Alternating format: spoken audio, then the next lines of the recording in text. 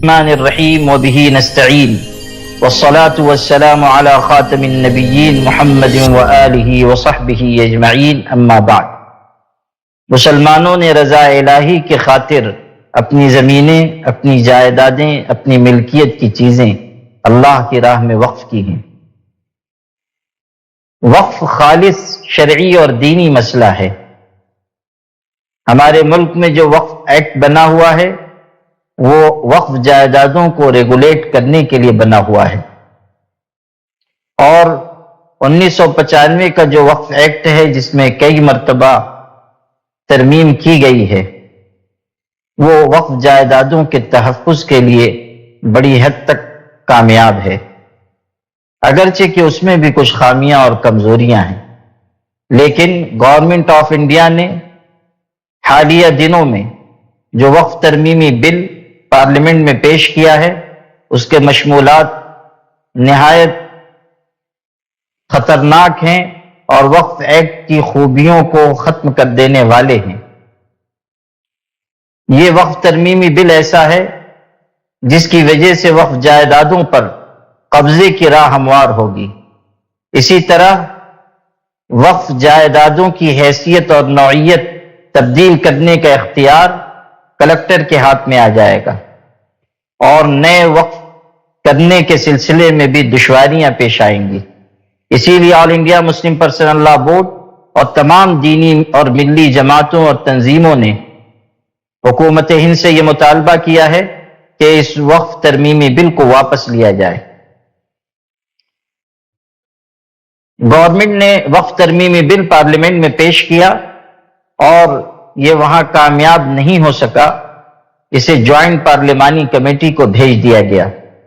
Joint پارلیمانی committee نے public سے، اسٹیک ہولڈر سے، ماہرین سے، این جی اوز سے اور عام لوگوں سے رائے طلب کی ہے کہ وہ وقف ترمیمی بل کے سلسلے میں اپنی تجویز یا رائے بھیجیں۔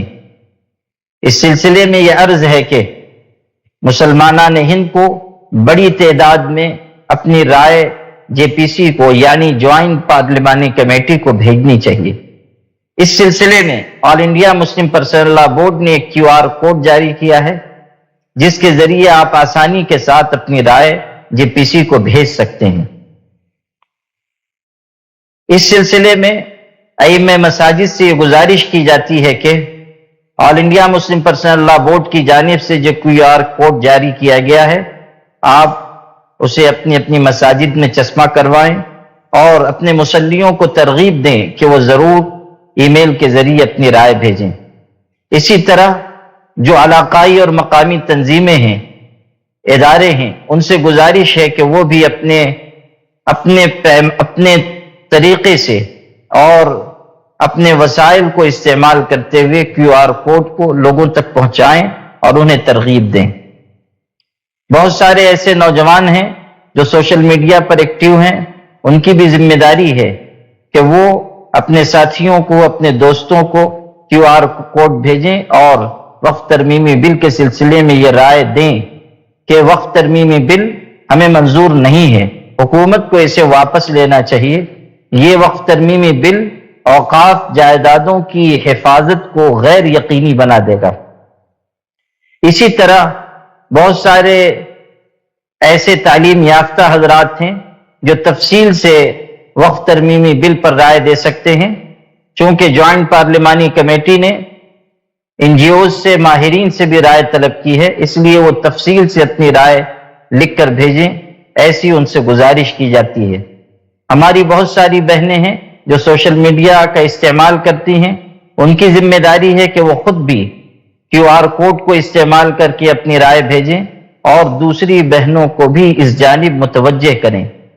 جمہوریت میں اٹھے ہاتھوں کی قیمت ہوتی ہے، گرے ہاتھوں کی کوئی قیمت نہیں ہوتی، اس لیے ہمیں پوری ذمہ داری کے ساتھ اپنے حق کا استعمال کرتے ہوئے اپنی رائے دینی چاہیے اور وقف جائیدادوں کی حفاظت کے لیے آگے آنا چاہیے۔ تھوڑا وقت، تھوڑی صلاحیت، تھوڑا سرمایہ ہمیں اس کام پر لگانا چاہیے۔ آنے والے جمعہ کو بھی ہمیں استعمال کرنا ہے۔ اسی موضوع پر خطبہ مسجدوں میں تقریر کریں، خطاب کریں، لوگوں کو ترغیب دیں اور جس طرح پچھلی مرتبہ یونیفارم سول کوڈ کے بارے میں مسلمانان ہند نے اپنی بیداری اور اپنی حساسیت کا ثبوت دیا تھا، اس مرتبہ بھی انہیں اس کا ثبوت دینا چاہیے اور اس مہم میں پوری طرح شریک ہونا چاہیے۔ اللہ تعالی ہم سب کا حامی و ناصر ہو اور اس ملک کی اور ہم سب کی حفاظت فرمائے۔ والسلام علیکم ورحمۃ اللہ وبرکاتہ۔